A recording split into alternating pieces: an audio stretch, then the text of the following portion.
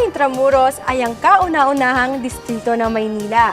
Isa lamang itong katunayan na napakayaman ng ating bansa sa sining, kasaysayan at kultura. Kaugnay nito, itinatag ng Department of Tourism ang Intramuros Administration na naglalayong mapanatili at mapaganda ang nasabing lugar.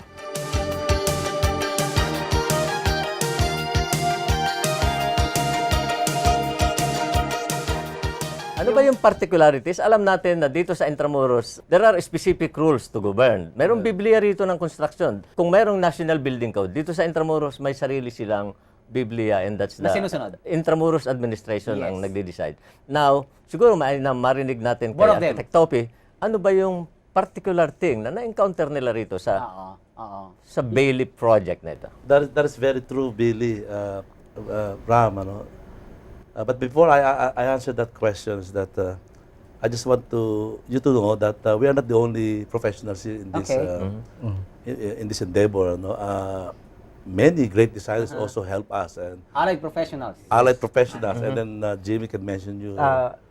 Ivy Almario and Cynthia Almario did the interiors. She's a good friend. Yeah, and the No restaurants. interior designers also. Yes. And the restaurants were done by Arco Group. Okay. And of course, Arco. Yeah, and the landscape was by Criaris. Yes. When the owner, Bobby Laurel, approached me about 6 years ago, and he was telling me about this building, which is formerly Licaro's building. It's an office building. Okay. And the bank on the ground floor, right? Yes. It's a bank in the ground, but it's abandoned for so many years. Unused. Many years, 10 years? Yeah, maybe. Maybe 10 years. And when Bobby went up and saw the beautiful landscape outside the building, sinabi niya na sobrang ganda to, Topi, para sa school. And we thought of putting up a boutique hotel. Okay. A hotel. And that's how it started it. And the requirements of Bobby is that can we do it modern? Okay. Which is your specialty, huh? Yes. I told Bobby that, we will have a hard time in Incorporating those things. Incorporating modern design because of the rules in Intramuros. But we tried. Okay. We tried. I had a meeting with the board of Intramuros and explaining to them what other countries are doing. Because in New York, you can see old buildings and new buildings. Yes. Next to In each other. Sydney is the same. In Japan it's the same. In most countries, they're doing it like that. They can If it's a modern, if it's a new construction, you do it modern. Yes. If it's an old, that is stored it. restore it. Restore it. So it's original. Yeah, because we don't want to fake the public that this is an old building, but it's new. It's not original. You know what I'm trying to say.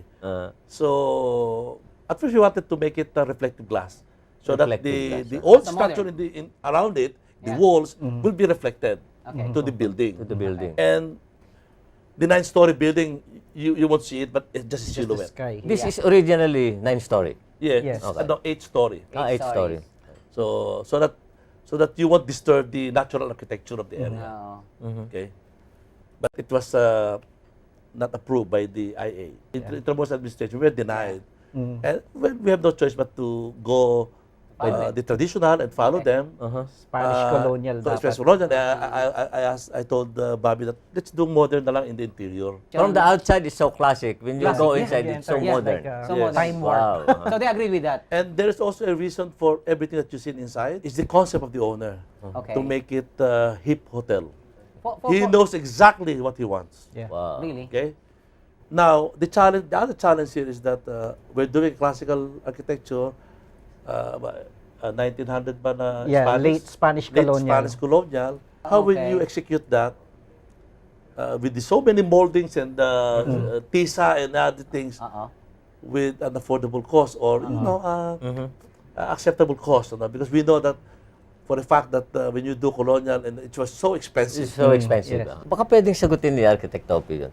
Paano nakumbinsi ang Intramuros administration to go by what you design? Well, Paano bang nangyari doon?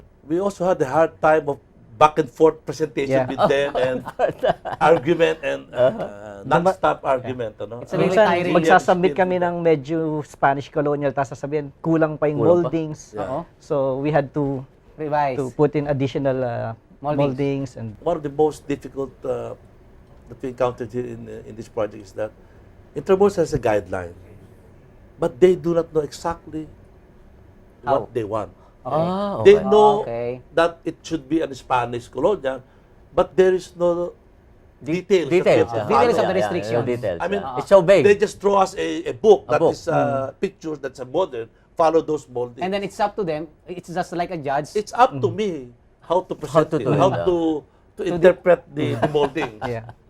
what the size and everything. It's up to us. And one of your iconic projects is the Bayleaf Hotel. Ano yung ginamit mo na locally material o local materials manufactured in the country? Before he's going to answer that, let's watch first the VTR of the Bayleaf Hotel. Okay.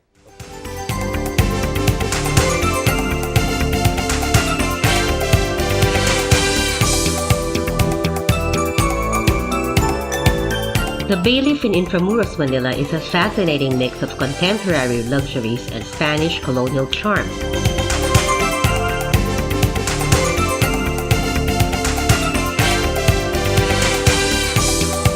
Tagged as Manila's oldest district, this historic destination is home to well-preserved architectural structures of great value like churches, dungeons, art galleries, and museums.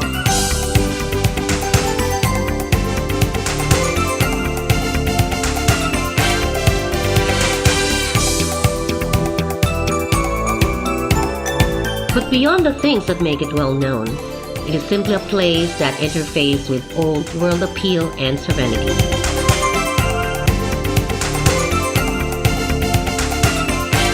Add the unrivaled comfort of the Bayleaf Intramuros to the array of offerings, and you'll surely bring home grand, dreamlike memories of your time in the walled city.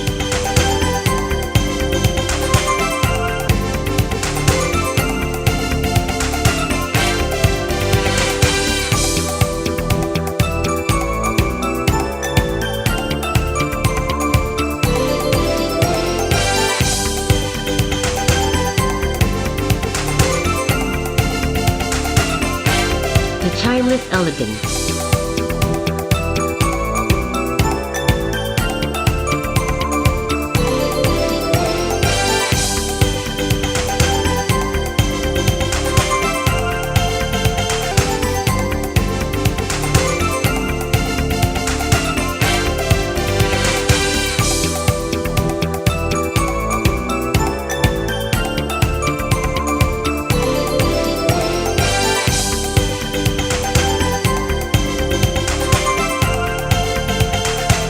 efficient service, and ideal location of this hotel will surely make a patron out of you.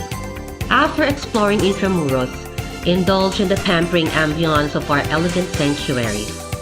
Chill in plush treats as we provide you with an extensive array of facilities and services. The Bayleaf Intramuros, Muralla Corner, Victoria Street, Intramuros, Manila.